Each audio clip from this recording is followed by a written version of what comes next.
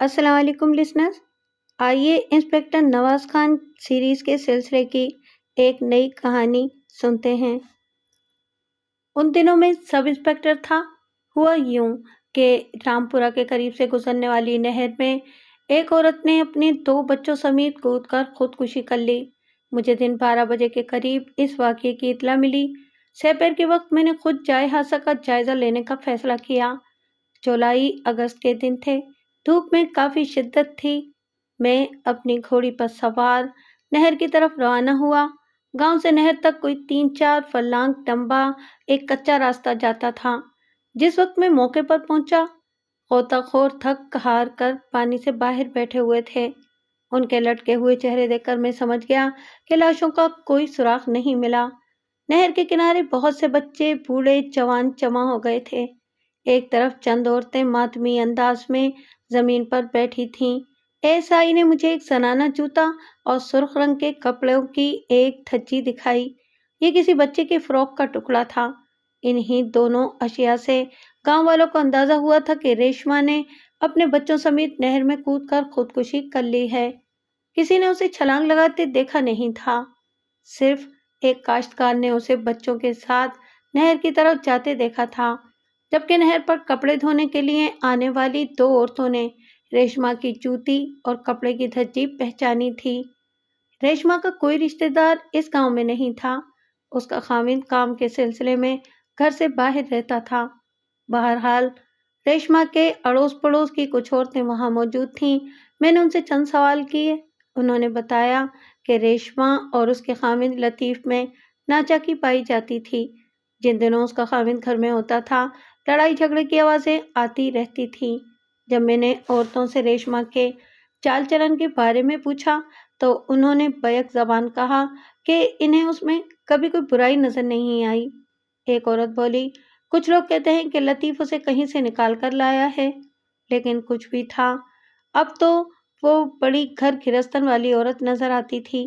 اپنے بچوں پر جان چھڑکتی تھی اور خاوند کی خدمت گزاری میں بھی کوئی کسر نہیں چھوڑتی تھی۔ پاس پڑوس کی کچھ عورتوں کا خیال تھا کہ ان کی گھریلو ناچاکی کی وجہ اس کے خاوند کی تلخ کلامی تھی۔ شاید وہ نرینہ اولاد کا خواہش مند تھا، لیکن بدقسمتی سے ریشما کا کوئی لڑکا نہیں تھا۔ اس کے گھر 3 بچے پیدا ہوئے تھے اور تینوں لڑکیاں تھیں۔ ایک لڑکی فوت ہو چکی تھی۔ مجموعی طور پر سب نے ریشما کے کردار کی تعریف کی۔ ان باتوں سے میرے خیال کی تصدیق ہوئی۔ میں خود بھی کسی حد تک ریشما کو جانتا تھا۔ ان کا گھر تھانے سے زیادہ دور نہیں تھا۔ میں نے اسے کئی بار تھانے کے سامنے سے گزرتے دیکھا تھا۔ سچی بات ہے کہ وہ ایک خوبصورت اور نہایت موزوں جسم کی مالک عورت تھی۔ میں ایک کام سے کام رکھنے والا آدمی ہوں۔ مجھے کبھی اس قسم کی باتوں سے دلچسپی نہیں رہی۔ یوں بھی لوگ پولیس والوں کی ہر حرکت کو دوسرے معنی پہنا لیتے ہیں۔ بہرحال وہ ایک ایسی عورت تھی جس پر نظر پڑنے کے بعد فوراً واپس نہیں آتی۔ میں نے اسے کئی بار اپلوں کا ڈھیر سر پر رکھے گلی میں گزرتے دیکھا تھا۔ کبھی اپلوں کی جگہ پانی کا گھڑا ہوتا تھا۔ ایک بچی اس نے کولے سے چمٹائی ہوئی ہوتی تھی اور دوسری کو انگلی سے لگا رکھا ہوتا تھا۔ کولے سے چمٹی ہوئی بچی کبھی تو انگوٹھا چوستی نظر آتی اور کبھی اس کا ننھا منا ہاتھ ماں کے گلے میں ہوتا۔ گاؤں کی زندگی بھی بڑی عجیب ہے۔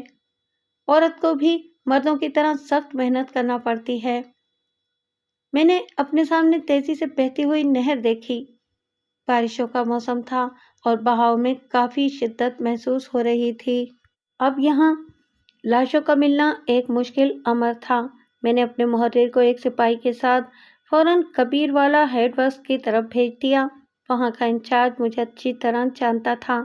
مجھے معلوم تھا کہ وہ لاشوں کی دستیابی کے لیے پورا تعاون کرے گا۔ دوسرے روز صبح مجھے جو پہلی خبر ملی وہ یہی تھی کہ تینوں لاشوں کو کبیر والا سیفن سے نکال لیا گیا ہے۔ یہ ایک سیدھا سادہ خودکشی کا کیس تھا۔ گھریلو ناچاکی سے تنگ آ کر ایک عورت نے خودکشی کر لی تھی۔ بہرحال کاغذی کارروائی ضروری تھی۔ میں نے نمبردار کے علاوہ گاؤں کے چند معزز افراد اور اہل محلہ کے بیان قلم بند کیے۔ ریشما کا خاوند بھی آ چکا تھا۔ وہ 28-29 سال کا ایک خوش شکل آدمی تھا، لیکن اس وقت اس کی حالت نہایت پتلی تھی۔ اس کی آنکھیں سرخ انگارہ ہو رہی تھیں۔ وہ پاگلوں کی طرح خالی خالی نگاہوں سے ارد گرد دیکھ رہا تھا۔ کبھی بیٹھے بیٹھے اچانک منہ چھپا کر رونے لگتا تھا۔ شاید اسے پچھتاوے کی آگ چلا رہی تھی۔ میں نے اسے چند سوالات کیے لیکن وہ کوئی ٹھکانے کا جواب نہ دے سکا۔ وہ بار بار اپنی بچیوں کا نام لے کر پکار رہا تھا۔ اس کی ایک پڑوسن نے روتے ہوئے بتایا، میں نے اس ماں مارے کو کئی بار سمجھایا کہ ریشما سے اتنی تلخی سے نہ بولا کر، وہ بات دل کو لگا لینے والی لڑکی ہے، لیکن یہ تو پورا خامد بننے پر تلا ہوا تھا۔ جب بھی گھر آتا تھا اسے رلا کر جاتا تھا۔ شام کو ایک ساتھ جب 3 جنازے اٹھے تو گاؤں میں کوہرام مچ گیا۔ تینوں ماں بیٹیوں کی موت پر ہر آنکھ اشک بار تھی۔ جنازے میں شرکت کے بعد میں ایک ضروری کیس کے سلسلے میں ساتھ والے گاؤں چلا گیا۔ واپس آ کر میں نے ابھی رات کا کھانا کھایا ہی تھا کہ ایک اور خبر ملی۔ ریشما کے خامد نے پٹری پر سر رکھ کر خودکشی کر لی تھی۔ یہ خبر سنتے ہی میری آنکھوں میں اس کا غمناک چہرہ گھوم گیا۔ میں نے ASI ملہوترا کو موقع پر روانہ کر دیا۔ تھوڑی دیر بعد لاش تھانے میں آ گئی۔ ضروری کارروائی کے بعد اسے جالندھر پوسٹ مارٹم کے لیے روانہ کر دیا گیا۔ لطیف یا ریشما کے رشتہ داروں کو یا تو حادثوں کی خبر ہی نہیں ہوئی تھی یا وہ جان بوجھ کر رامپورہ نہیں پہنچے تھے۔ لطیف کے صرف ایک چچا نے اس کی بیوی اور بچوں کی تجہیز و تکفین میں شرکت کی تھی۔ اتفاق سے وہ ابھی گاؤں ہی میں تھا۔ میں نے اسے تھانے بلایا اور کہا کہ وہ لطیف کے لواحقین سے رابطہ قائم کرے۔ اس نے بتایا کہ لطیف کا باپ اور اس کے بھائی اس کی شکل دیکھنے کے روادار نہیں ہیں۔ وہ اس کے بچوں کی موت پر بھی نہیں آئے، وہ اب بھی نہیں آئیں گے۔ اس نے بتایا کہ وہ ریشما کے میکے کے بارے میں زیادہ کچھ نہیں جانتا، لیکن اسے اتنا یقین تھا کہ انہوں نے اپنی بیٹی کے ساتھ مرنا جینا ختم کر رکھا ہے۔ تھانہ بھی ایک مصیبتوں کا گھر ہوتا ہے۔ ہر وقت چوری، ڈکیتی، قتل کی وارداتوں کا ذکر۔ جہاں ہر روز کوئی نیا پھڈا کھڑا ہو جائے، وہاں پرانے پھڈے کم ہی یاد رہتے ہیں۔ شاید خودکشی کی یہ المناک واردات بھی آئی گئی بات ہو جاتی، لیکن ایک واقعہ ایسا ہوا جس نے مجھے کچھ اور سوچنے پر مجبور کر دیا۔ کبیر والا سیفن کا انچارج علی احمد خان ایک روز تھانے آیا۔ اس نے مجھے بتایا کہ کچھ روز سے اس کے ذہن میں ایک شک پرورش پا رہا ہے۔ وہ کچھ الجھا سا نظر آ رہا تھا۔ میرے پوچھنے پر اس نے بتایا کہ حادثے کے روز محرر کے پہنچنے پر انہوں نے نہر میں جال لگایا تھا۔ جال لگانے کے بعد 1 گھنٹے کے اندر اندر تینوں لاشیں برآمد ہو گئی تھیں۔ اسے الجھن اس بات کی تھی کہ ماں کی لاش بچیوں کی لاش سے کوئی 5 منٹ پہلے جال میں آ گئی تھی۔ علی احمد کا پورا خاندان پولیس کے محکمے سے وابستہ تھا۔ اپنے بھائیوں میں بھی صرف وہی اکیلا تھا جس نے پولیس کے علاوہ کسی اور محکمے میں ملازمت کی تھی۔ اس کی فطرت میں تجسس اور باریک بینی کا پایا جانا ایک قدرتی امر تھا۔ اس کا کہنا تھا کہ اسے شک ہے یہ کیس خودکشی کا نہیں۔ اب میں نے اس کی بات پر غور کیا تو بے ساختہ اس کی ذہانت کی داد دینے کو دل چاہا۔ واقعی سوچنے کی بات تھی، ماں کی لاش دونوں بچیوں سے پہلے کیوں پہنچی؟ پانی کا بہاؤ بہت تیز تھا، کہیں کوئی رکاوٹ وغیرہ بھی نہیں تھی۔ اس بات کا امکان بھی نہیں تھا کہ دونوں بچیوں کی لاشیں ایک ساتھ کہیں پر اٹک گئی ہوں۔ یہ دیکھا گیا ہے کہ ایسی وارداتوں میں ماں عموماً پہلے اپنے بچوں کو پانی کے سپرد کرتی ہے۔ حیران کن بات تھی کہ نسبتاً بھاری بھرکم ہونے کے باوجود ماں کی لاش بچوں سے پہلے جال میں کیوں کر پہنچ گئی؟ پھر مجھے واردات کے روز کا ایک واقعہ یاد آیا۔ اس واقعے پر میں پہلے بھی غور کر چکا تھا، لیکن اس وقت میرے سوچ کا انداز مختلف تھا۔ میرے ایک سپاہی نے، جو ذرا عاشق مزاج تھا اور عموماً عورتوں کے چکر میں رہتا تھا، مجھے بڑے رازدانانہ طریقے سے بتایا کہ اس روز 10-11 بجے کے قریب وہ بڑی خوش و خرم تھانے کے قریب سے گزری تھی۔ وہ شاید دونوں بچیوں کو کنویں سے نہلا کر لا رہی تھی۔ میں اس وقت ایک آدمی سے گفتگو میں مصروف تھا۔ اس کی صرف ایک جھلک میں نے دیکھی تھی۔ یہ جھلک کئی بار میرے ذہن میں تازہ ہوئی تھی۔ یقین نہیں آتا تھا کہ یہ اسی عورت کی جھلک تھی جس نے صرف 1 گھنٹے بعد بچوں سمیت موت کو گلے لگا لیا تھا۔ بہرحال اب صورتحال مختلف ہو چکی تھی۔ تمام واقعات کو نئے سرے سے دیکھنا تھا۔ علی احمد اور میں کافی دیر گفتگو کرتے رہے، پھر اس نے اجازت چاہی۔ میں نے تعاون کا شکریہ ادا کر کے اسے رخصت کر دیا۔ میں نے تنہائی میں سوچنا شروع کیا۔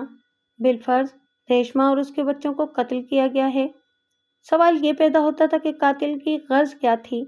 کوئی زمینی تنازع تھا، کوئی خاندانی رنجش تھی، یا اس کے خامد نے ہی اسے قتل کر دیا تھا؟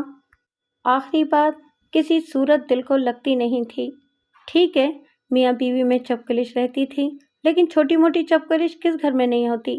پھر وقوع سے بیشتر ان کے درمیان کوئی سنگین نوعیت کا جھگڑا بھی نہیں ہوا تھا۔ میں نے تھانے میں اس کے خامد کی حالت دیکھی تھی۔ اس کے چہرے پر رنج و الم کے سائے بناوٹی نہیں تھے۔ وہ بار بار اپنی بچیوں کا نام لے کر پکار رہا تھا۔ شاید اس کا خیال تھا کہ ریشما نے اس کے رویے سے دل برداشتہ ہو کر خودکشی کر لی ہے۔ بظاہر اس کی اپنی خودکشی کی بھی یہی وجہ نظر آتی تھی۔ اس کے اس اقدام کو دیکھتے ہوئے یقین سے کہا جا سکتا تھا کہ وہ اپنے بال بچوں کو دل کی گہرائیوں سے چاہتا تھا۔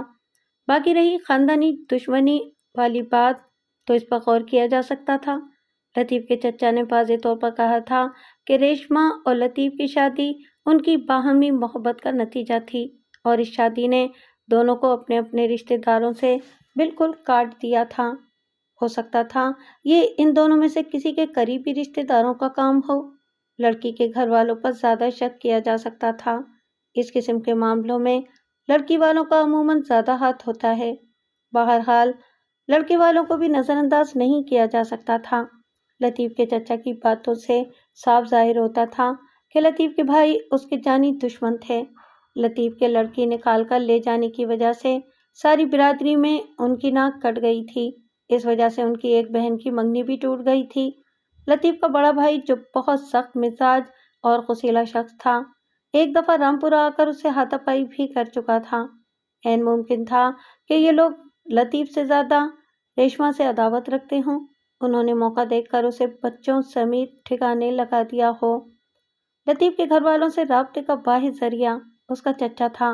اس کا نام شاہد رحمت تھا۔ میں نے اگلے روز 2 سپاہی اس کے گاؤں بھیجے۔ سپہر کے وقت وہ تھانے میں حاضر ہو گیا۔ اس دفعہ میں نے کریت کر اس سے لطیف کے گھر والوں کے متعلق کچھ اور سوال پوچھے۔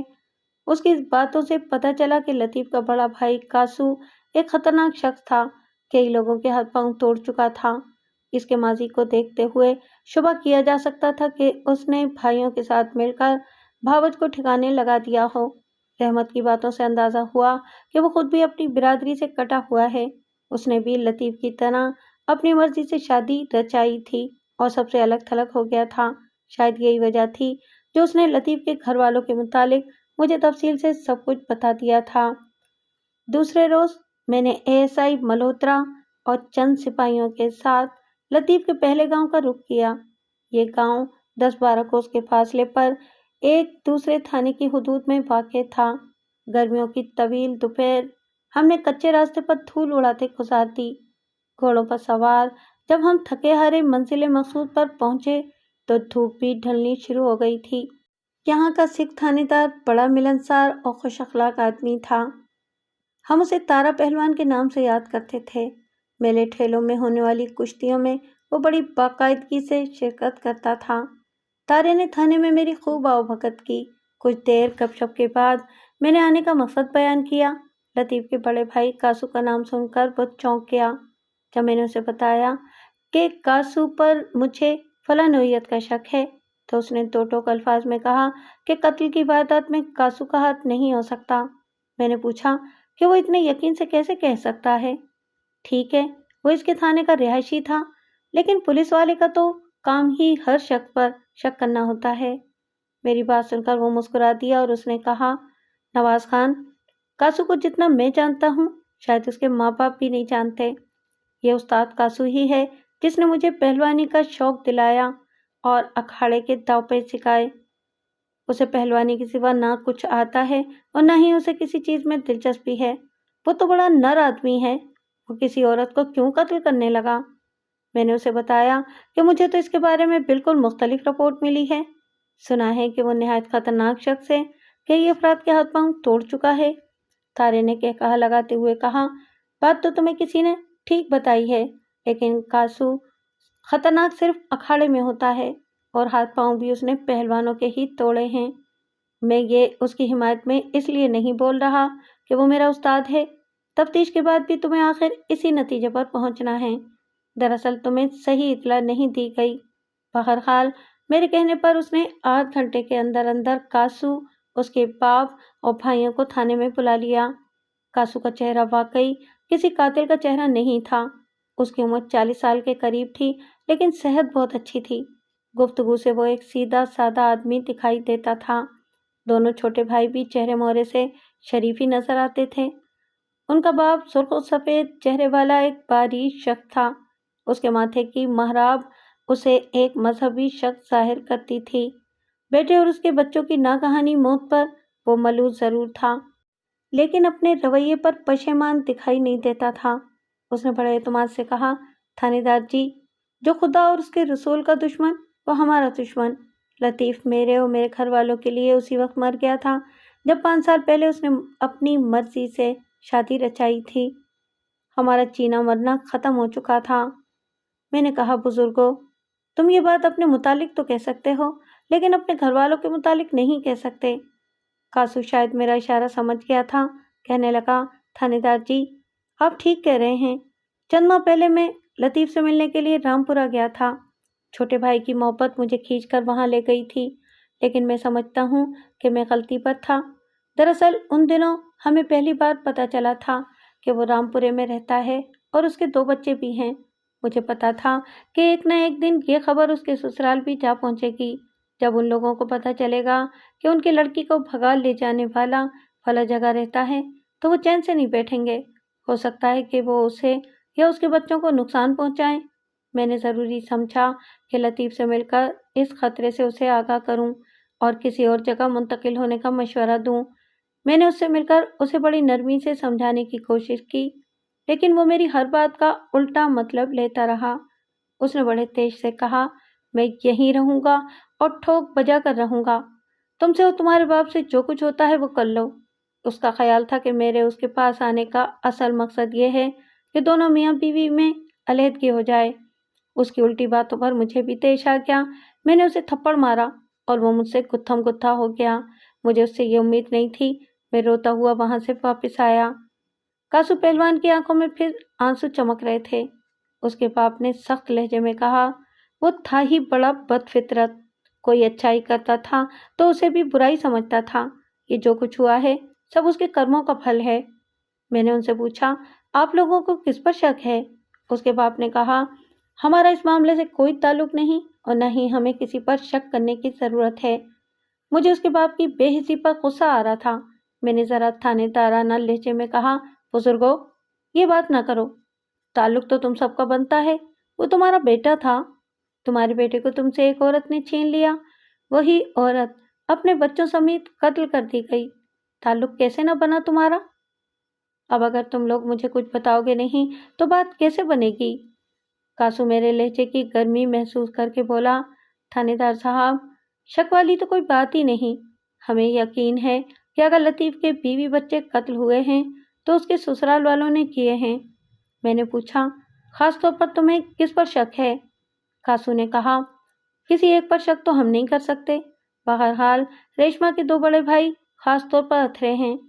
पहले पहल उन्होंने हमें भी बहुत धमकियां दी थीं, लेकिन अब 1.5 साल से खामोश हैं। कासू के एक भाई ने कहा, थानेदार जी, आपको उनके घर के अंदरूनी हालात के बारे में ठीक ठीक बातें अब्दुल्ला ही बता सकता है। सुना है कि ये शख्स पीरी मुरीदी करता है। रेशमा के घर वाले इसके जबरदस्त मुरीद हैं। हर काम करने से पहले वो उससे मशवरा लेते हैं। ये शख्स मेहंदीपुरा में रहता है। मेहंदीपुर मेरे ही थाने का एक मौसा था। मैंने जहन पर जोर दिया, लेकिन अब्दुल्ला नामी किसी पीर फकीर का चेहरा जहन में न आया। रुखसत होने से पहले मैंने लतीफ़ के घर वालों और ख़ास तौर पर उसके वालिद से कहा कि मरने वाला मर गया। अब वो कातिलों को कैफरे किरदार तक पहुंचाने के लिए पूरी ईमानदारी के साथ पुलिस से ताउन करें। पुलिस उनकी पूरी हिफाजत करेगी। मैंने तारा सिंह की तरफ देखा। वो कहीं खोया हुआ अपने बाजुओं के मसल टटोल रहा था। चौंक कर बोला, बिल्कुल बिल्कुल, ये भी कोई कहने की बात है बादशाह हो। इससे अगले रोज मैंने मल्होत्रा को एक सिपाही देकर मेहंदीपुर भेजा। वो डेढ़ वो 1.5 घंटे बाद अब्दुल्ला को थाने ले आया। मेरी तवक्को के बरक्स वो 30-32 साल का एक नौजवान शख्स था। दाढ़ी मूंछ बिल्कुल साफ थी। पहले तो मुझे शक हुआ کہ شاید ملہوترا کسی اور شخص کو پکڑ لایا ہے، لیکن جلدی اندازہ ہو گیا کہ یہ وہی پیری مریدی والا عبداللہ ہے۔ عبداللہ کی آنکھیں سرخی مائل اور چمکدار تھیں۔ پہلی نظر میں ہی وہ مجھے ایک چالاک اور گہرا شخص دکھائی دیا۔ بہرحال اس وقت کچھ ڈرا ڈرا سا تھا۔ میں نے پہلے تو اس کا رہا سہا اعتماد بھی دور کرنے کی کوشش کی۔ جب وہ کافی سے زیادہ ڈر چکا تو میں نے اس سے ریشما کے گھر والوں کے بارے میں پوچھ گچھ شروع کی۔ وہ تھوڑا سا جھجکا۔ میں نے سرد لہجے میں کہا، دیکھ میاں، میں دم درود کا منکر نہیں ہوں، لیکن میرے پاس جو جن ہے وہ ایک بار تجھ سے چمٹ گیا تو سارے وظیفے دھرے رہ جائیں گے۔ اگر 20 سال جیل کاٹنے کا ارادہ ہے تو خوشی سے چپ رہو، ورنہ سب کچھ صاف صاف کہہ دو۔ اس نے اٹک اٹک کر جو باتیں بتائیں ان کا لب لباب یہ ہے، ریشما کے والد ملک رب نواز کے دونوں بڑے بیٹے 5-6 مہینے سے ایک مقدمے میں جیل بھگت رہے ہیں۔ چھوٹا بیٹا گھر میں ہے، لیکن وہ بے ساکھیوں کے سہارے چلتا ہے۔ اس سے یہ امید نہیں کی جا سکتی کہ اس نے تحریک قتل کی واردات کی ہو۔ رب نواز خود کافی بوڑھا ہو چکا ہے اور یوں بھی بیمار رہتا ہے۔ عبداللہ کی باتوں سے ظاہر ہوتا تھا کہ وہ رب نواز اور اس کے بیٹوں کو بے قصور ثابت کرنے کی کوشش کر رہا ہے۔ میں نے ایک بار پھر اسے آنکھیں دکھائیں تو اس نے کہا، تھانے دار صاحب، اگر رب نواز کے دونوں بیٹے جیل میں نہ ہوتے تو میں یقین سے کہہ سکتا تھا کہ واردات میں ان کا ہاتھ ہے، کیونکہ پچھلے دنوں انہیں معلوم ہو گیا تھا کہ لطیف رامپورے میں رہتا ہے۔ انہوں نے جیل سے رہا ہوتے ہی اس کا کام تمام کرنے کا منصوبہ بنایا ہوا تھا۔ میں نے سخت لہجے میں کہا، اس کا مطلب ہے کہ تمہیں اس منصوبے کا علم تھا، پھر بھی تم نے پولیس کو اطلاع نہیں دی؟ کیا میں تمہیں بھی ان کا ساتھی سمجھوں؟ جی نہیں جی۔ وہ بری طرح گڑبڑا گیا اور بے گناہی کی قسمیں کھانے لگا۔ میری نظروں میں اس کا کردار کچھ مشکوک ہو گیا تھا۔ بہرحال میں نے اس شرط کے ساتھ اسے جانے کی اجازت دے دی کہ وہ کسی کو اس بارے میں کچھ نہیں بتائے گا اور اطلاع دیے بغیر تھانے کی حدود سے باہر نہیں جائے گا۔ وہ اٹھ کر گیا ہی تھا کہ لطیف کا چچا رحمت آ گیا۔ میں نے اسے خود تھانے بلوایا تھا۔ میرے ذہن میں ایک خیال پیدا ہوا تھا کہ ہو سکتا ہے کہ رحمت کا اس قتل میں کوئی ہاتھ ہو۔ بھائیوں کے ساتھ اس کی دشمنی اس کی غلط بیانی سے ظاہر ہو گئی تھی۔ اس نے اپنے بھتیجوں کاسو پہلوان وغیرہ کا جو نقشہ کھینچا تھا وہ اس سے بالکل مختلف نکلے تھے۔ لطیف کی طرح وہ بھی خاندان برادری سے کٹا ہوا تھا۔ ہو سکتا ہے اس نے بھائی کی دشمنی بھتیجوں سے نکالی ہو، بھتیجے کا گھر برباد کر کے اسے والدین سے لڑانے کی کوشش کی ہو۔ میں نے اس سے چند سوالات کیے۔ اس کی باتوں سے پتہ چلا کہ وہ لطیف کے گھر صرف 2-3 دفعہ آیا تھا۔ ہاں، لطیف اور ریشما اس کے گھر آتے جاتے رہتے تھے۔ میں نے اس سے کہا، ریشما واردات کے روز اپنے بچوں کو نہلا دھلا کر کہیں روانہ ہوئی تھی۔ اس نے پڑوس کی عورت سے کہا تھا کہ وہ کل آئے گی۔ تمہارے گھر کے علاوہ وہ کہیں آتی جاتی بھی نہیں تھی۔ تمہارا کیا خیال ہے، وہ تمہارے ہاں آ رہی تھی؟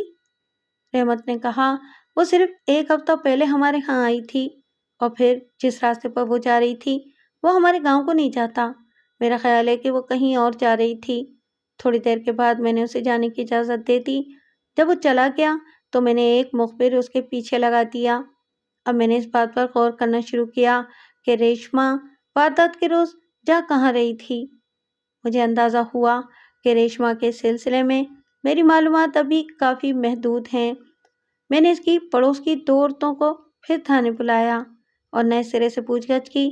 دونوں عورتوں نے بتایا کہ ریشما مہینے میں 1 بار اپنے کسی چچا سے ملنے جایا کرتی تھی۔ اس کے علاوہ وہ کہیں آتی جاتی نہیں تھی۔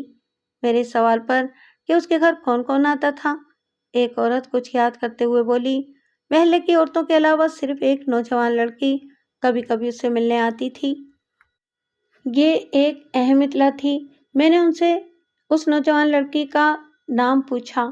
انہوں نے بتانے سے معذوری ظاہر کی یا شاید پریشانی کی وجہ سے انہیں یاد نہیں آ رہا تھا۔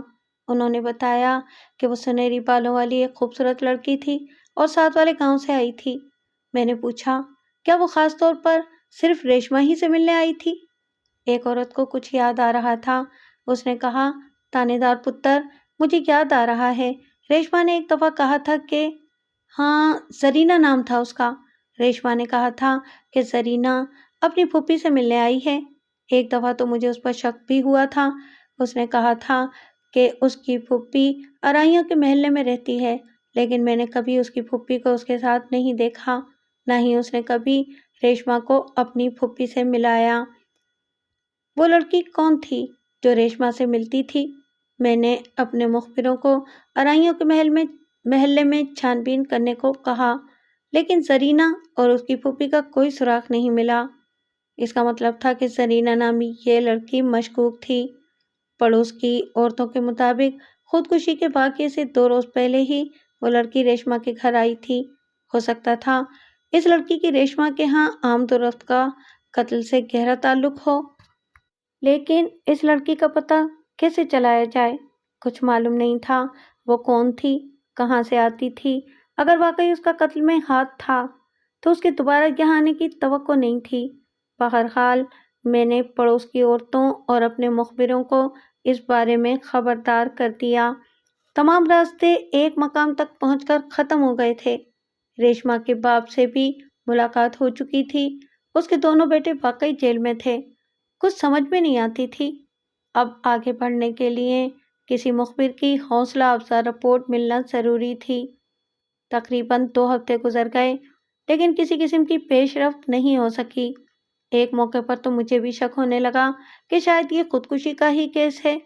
ہو سکتا ہے کہ کسی وجہ سے ماں کی لاش بچیوں سے پہلے سیفن پر پہنچ گئی ہو، لیکن پھر مجھے واردات کے روز ریشما کی جھلک یاد آئی جو میرے عملے کے سپاہی نے مجھے دکھائی تھی، اور میں سوچتا کہ وہ بڑے ناز سے اپنے دھلے ہوئے بالوں کو شانوں پر پھیلائے بچوں کے ساتھ گلی سے گزری تھی۔ کیا وہ خودکشی کرنے جا رہی تھی؟ نہیں، یہ بعیدست قیاس ہے۔ اور پھر سنہری بالوں والی وہ نامعلوم لڑکی۔ پیچھے ہٹنا اب اتنا آسان نہیں تھا۔ ٹھیک ہے، اس کیس کی پیروی کوئی نہیں کر رہا تھا، لیکن شاید میں خود اس کی پیروی کر رہا تھا۔ بزرگوں نے سچ کہا ہے کہ جب آدمی کسی کام کو کرنے کا عزم کر لے تو راستے خود بخود نکلتے چلے جاتے ہیں۔ خدا کو وہ لمحہ بہت پیارا ہوتا ہے جب کسی بندے کی ہمت ٹوٹ کر پھر بنتی ہے۔ میں نے کیس کی فائل نکالی اور اسے نئے سرے سے کھنگالنے لگا۔ تب اچانک قدموں کی آواز آئی۔ میں نے سر اٹھایا تو کاسو پہلوان میرے سامنے تھا۔ آؤ پہلوان، میں نے اس سے مصافحہ کر کے کرسی پر بیٹھنے کو کہا۔ وہ بہت دیر ادھر ادھر کی باتیں کرتا رہا۔ مجھے اندازہ ہوا کہ وہ ایک نیک فطرت انسان ہے۔ اپنے چھوٹے بھائی کی 1000 خامیوں کے باوجود اسے اس سے محبت تھی۔ اس وقت بھی وہ اس کی قبر پر فاتحہ پڑھنے کے لیے آیا تھا۔ باتوں باتوں میں اس نے عبداللہ کا ذکر کیا اور بتایا کہ وہ بڑا فریبی آدمی ہے۔ اس کی پیری فقیری سب ڈھونگ ہے۔ ایک دفعہ اس نے ایک کمسن لڑکی کو جن نکالنے کے بہانے کمرے میں بند کر لیا۔ بعد میں لڑکی نے والدین سے شکایت کی کہ پیر صاحب اسے بے لباس ہونے کو کہہ رہے تھے۔ ریشما کے گھر والوں کو اس میں نہ جانے کیا نظر آتا ہے، ورنہ اس کے اپنے گاؤں والے بھی اسے منہ نہیں لگاتے۔ اس کی باتوں سے یہ بھی پتہ چلا کہ عبداللہ پوست کا نشہ کرتا ہے۔ پوست کے ذکر پر میں چونک گیا۔ مقدمے کی فائل میرے سامنے ہی پڑی تھی۔ میں نے لطیف کی پوسٹ مارٹم رپورٹ نکالی۔ کیمیکل ایگزامنر کے مطابق متوفی کے معدے میں پوست کے اجزاء پائے جاتے تھے۔ دوسرے نشوں کی نسبت پوست کا استعمال اتنا عام نہیں کیا جاتا۔ اس اتفاق نے مجھے کچھ سوچنے پر مجبور کر دیا۔ عبداللہ جو پہلے ہی میری نظروں میں مشکوک تھا اب اور مشکوک ہو گیا۔ میں نے اگلے روز پہلا کام یہ کیا کہ مہندی پور کے ایک خاص مخبر کو عبداللہ کی نگرانی پر لگا دیا۔ مخبر نے تیسرے ہی روز ایک چونکا دینے والی خبر سنائی۔ اس نے بتایا کہ سنہرے بالوں والی ایک لڑکی عبداللہ سے ملنے اس کے ڈیرے پر آتی ہے۔ کل شام بھی وہ اس سے ملنے آئی تھی۔ دونوں نے کوئی 2 گھنٹے تنہائی میں گزارے۔ لگتا ہے کہ ان دونوں میں پیری مریدی کے علاوہ بھی کوئی رشتہ ہے۔ یہ بہت اہم خبر تھی۔ میں نے مخبر کو شاباش دے کر واپس بھیجا اور اسے کہا کہ احتیاط سے نگرانی کا کام جاری رکھے۔ مسئلہ کچھ الجھ رہا تھا، لیکن یہ بڑی بات تھی کہ سنہری بالوں والی لڑکی کا کھوج خورا مل گیا تھا۔ ریشما کے والدین اور عبداللہ کا رابطہ تو سمجھ میں آتا تھا، لیکن یہ سنہری بالوں والی لڑکی کون تھی؟ یہ ظاہر ہو گیا تھا کہ اس واردات میں اس لڑکی کا کردار کسی نوعیت کا تھا۔ 2 صورتیں ہی ہو سکتی تھیں کہ عبداللہ نے اس لڑکی سے کام لیا تھا یا وہ عبداللہ سے کام لے رہی تھی، اور اگر وہ اس سے کام لے رہی تھی تو کیوں؟ اسے ریشما کے قتل سے کیا فائدہ پہنچ سکتا تھا؟ وہ لطیف سے شادی کرنا چاہتی تھی، اس سے کوئی انتقام لے رہی تھی۔ کس چیز کا انتقام؟ اس روز کافی گرمی پڑ رہی تھی۔ میں ایک چھوٹے سے ہوٹل کے اندر کرسی پر بیٹھا تھا۔ سامنے بسوں کے اڈے پر پولیس کے 6 جوان سادہ کپڑوں میں گھوم رہے تھے۔ مخبر کی اطلاع کے عین مطابق سرینا بس اڈے پر پہنچ چکی تھی۔ اس نے بوز کی رنگ کی ایک لمبی سی چادر اوڑھ رکھی تھی۔ ایک بڑا سا صندوق اس کے قدموں میں پڑا تھا۔ وہ بے چینی سے ٹانگوں کے اسٹینڈ کی طرف دیکھ رہی تھی۔ وہ 22-23 سال کی ایک خوبصورت لڑکی تھی۔ دھوپ کی وجہ سے اس کا رنگ بالکل سرخ ہو رہا تھا۔ اس نے ہاتھوں میں سونے کی چوڑیاں پہن رکھی تھیں۔ بسوں کے کنڈکٹر اور ڈرائیور اسے گھور گھور کر دیکھ رہے تھے۔ شاید اسی لیے وہ کچھ گھبرائی ہوئی نظر آتی تھی۔ وہ بار بار چادر کے پلو سے چہرہ ڈھانپنے کی کوشش کر رہی تھی۔ 12 بجے کے قریب ایک ٹانگے سے عبداللہ اترتا ہوا دکھائی دیا۔ اس نے سفید شلوار قمیض پہن رکھی تھی۔ وہ تیز تیز قدم اٹھاتا سیدھا سرینا کے پاس پہنچا۔ دونوں تھوڑی دیر خسر پسر کرتے رہے۔ پھر عبداللہ نے ٹکٹیں لیں اور وہ دونوں چنڈی گڑھ جانے والی بس میں سوار ہو گئے۔ یہ بس اس ہوٹل کے عین سامنے کھڑی تھی جس کے اندر میں بیٹھا ہوا تھا۔ تھوڑی دیر بعد ASI ملہوترا اور پولیس کے 2 جوان بس میں داخل ہوئے۔ انہوں نے عبداللہ اور سرینا سے کہا کہ وہ دونوں نیچے اتر آئیں۔ عبداللہ شاید پولیس والوں کو پہچان نہیں سکا تھا۔ اس نے کہا، کیا بات ہے جوانوں، جو بات کرنی ہے یہیں پر کرو۔ اتنے میں سرینا بھی پٹاخ پٹاخ بولنے لگی۔ وہ بڑی ہوشیار عورت دکھائی دیتی تھی۔ بس کی تمام سواریاں یہی سمجھ رہی تھیں کہ وہ اس کی بیوی ہے جو اپنے خامد کی حمایت میں بول رہی ہے۔ اس کے اس طرح بولنے سے عبداللہ بھی شیر ہو گیا تھا اور اڑ کر اپنی سیٹ پر بیٹھا ہوا تھا۔ میں اطمینان سے چلتا ہوا باہر نکلا۔ میرا چہرہ دیکھ کر عبداللہ کی سٹی گم ہو گئی۔ سرینا ابھی تک بولے جا رہی تھی۔ میں نے عبداللہ کو ایک موٹی سی گالی دی اور گردن سے دبوچ کر کہا، اوئے، تجھے تو میں نے کہا تھا کہ مجھے بتائے بغیر گاؤں سے باہر نہ جانا۔ تو کدھر کو جا رہا ہے؟ پھر میں اسے بالوں سے گھسیٹتا ہوا باہر لے آیا۔ اب سرینا اونچی آواز میں واویلا کر رہی تھی۔ اس کے چہرے کے تاثرات یکدم بدل گئے تھے۔ میں نے بڑی نرمی سے پوچھا، بی بی، تم اس لفنگے کے ساتھ کہاں؟ مجھے معلوم تھا وہ کیا جواب دے گی۔ کہنے لگی، تھانے دار صاحب، یہ مجھے دھوکے سے یہاں لایا ہے، میں اپنی مرضی سے نہیں آئی۔ گھبراہٹ میں لوگ ایسی ہی الٹی سیدھی ہانکنے لگتے ہیں۔ میں نے بوٹ کی ٹھوکر عبداللہ کی کمر پر لگا کر کہا، چل ہاں پتر، ذرا تھانے، تیری پیری مریدی میں دیکھتا ہوں۔ سرینا کو صورتحال اور اپنے بیانوں کی گڑبڑ کا بالکل اندازہ نہیں ہوا تھا۔ میں چاہتا بھی یہی تھا، ورنہ جس قسم کی وہ لڑکی تھی، تانے جاتے جاتے اس نے بے حد شور مچانا تھا۔ عام سی واردات تھی، لیکن شام سے پہلے پہلے سرینا اور عبداللہ نے سب کچھ اکل دیا۔ کیس بالکل واضح تھا۔ سرینا نے اپنے کردار سے عورت کا ایک نہایت گھناؤنا روپ پیش کیا تھا۔ وہ ریشما کی رشتہ دار اور نہایت قریبی سہیلی تھی۔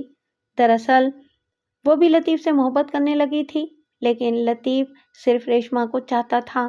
سرینا حالانکہ ریشما سے زیادہ خوبصورت تھی، لیکن ہزار کوشش کے باوجود وہ لطیف کو اپنی جانب مائل نہیں کر سکی۔ وہ لطیف پر جان دیتی تھی اور لطیف ریشما کا دیوانہ تھا۔ وہ ایک عرصے تک چپکے چپکے رقابت کی آگ میں جلتی رہی۔ بعد میں لطیف ریشما کو نکال کر لے گیا۔ یہ زرینہ ہی تھی جس نے سب سے پہلے لطیف کا کھوج لگایا۔ اس مقصد کے لیے اس نے جھاڑ پھونک کرنے والے عبداللہ کو اپنے ساتھ ملا لیا۔ اپنے حسن کی چکا چوند دکھا کر اس نے عبداللہ کو مجبور کیا کہ وہ لطیف اور ریشما کا سراغ لگائے۔ جب ان کا سراغ مل گیا تو اس نے ایک نیا کھیل شروع کیا۔ وہ ریشما کا گھر برباد کرنے کی نیت لے کر اس کے پاس پہنچی۔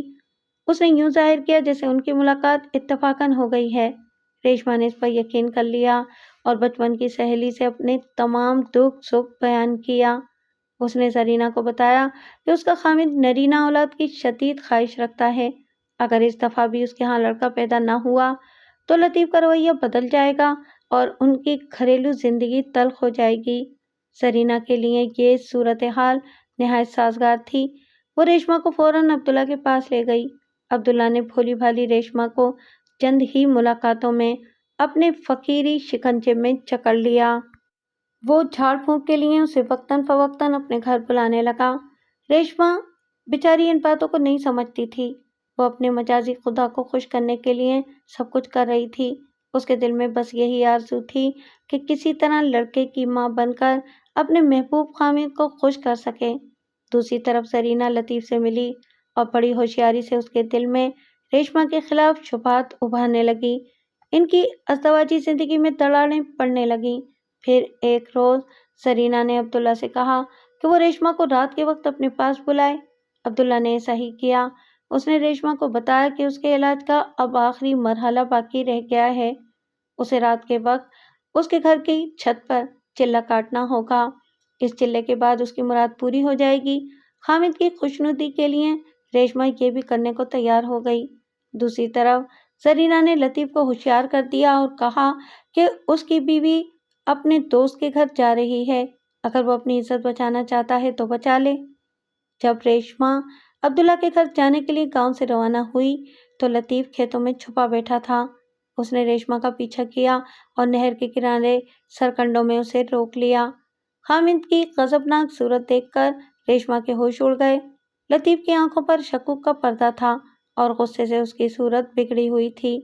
ظاہر ہے اس نے ریشمہ سے پوچھا ہوگا کہ وہ رات کہاں گزارنے جا رہی ہے۔ خوفزدہ ذہن سے کوئی جواب نہ بن پایا ہوگا۔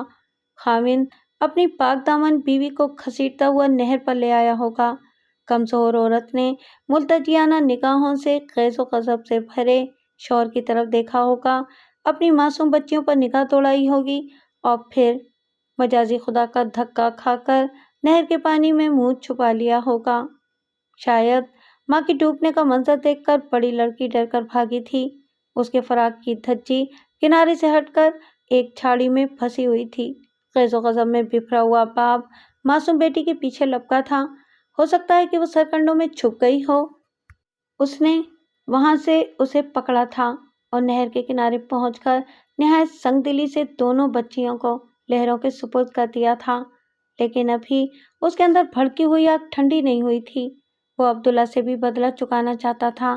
دوسرے روز وہ چپکے سے عبداللہ کے ڈیرے پر پہنچا تھا۔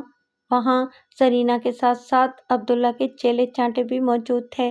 زرینہ نے اس کی طرف فاتحانہ نگاہوں سے دیکھا۔ ایک لمحے میں لطیف سب کچھ بھانپ گیا۔ اس کی آنکھوں پر بندھی ہوئی پٹی ایک ہی جھٹکے سے اتر گئی۔ وہ اپنے اصل دشمن کا چہرہ بے نقاب دیکھ رہا تھا۔ وہ چیختا ہوا زرینہ پر جھپٹا، لیکن عبداللہ کے آدمیوں نے اسے راستے ہی میں دبوچ لیا۔ زرینہ نے فخری انداز میں اسے بتایا کہ اس نے اپنے بیوی بچوں کو ناحق قتل کیا ہے۔ لطیف نے دیوانوں کی طرح چیخنا چلانا شروع کر دیا۔ ان لوگوں نے اسے پہلے تو زبردستی نشہ پلایا، پھر سر پر لاٹھیاں مار مار کر ہلاک کر دیا۔ تب عبداللہ کے آدمیوں نے لاش کو اٹھایا اور رات کی تاریکی میں ریلوے لائن پر ڈال آئے۔ خودکشی کی ایک عام سی واردات کے پیچھے ایک نہایت گھناؤنی سازش چھپی ہوئی تھی۔ زرینہ، عبداللہ اور اس کے 2 آدمیوں پر مقدمہ چلا۔ چاروں کو 14 سال قید بامشقت کی سزا ہوئی۔ اگر یہ کہا جائے کہ 5ویں مجرم لطیف کو سزائے موت ہوئی تو بے جا نہ ہوگا۔ اس شخص کو مرنا ہی چاہیے تھا اور ایسے ہی اذیت ناک طریقے سے مرنا چاہیے تھا جیسے وہ مرا۔ اس نے بے گناہ بیوی اور معصوم بچوں کو صفائی کا موقع دیے بغیر موت کی سزا دے دی تھی۔ اب بھی کبھی کبھی مجھے ایک عورت کی جھلک یاد آ جاتی ہے جو ایک چمکدار صبح کو اپنے خوش و خرم بچوں کو انگلی سے لگائے رامپورہ تھانے کے سامنے سے گزری تھی۔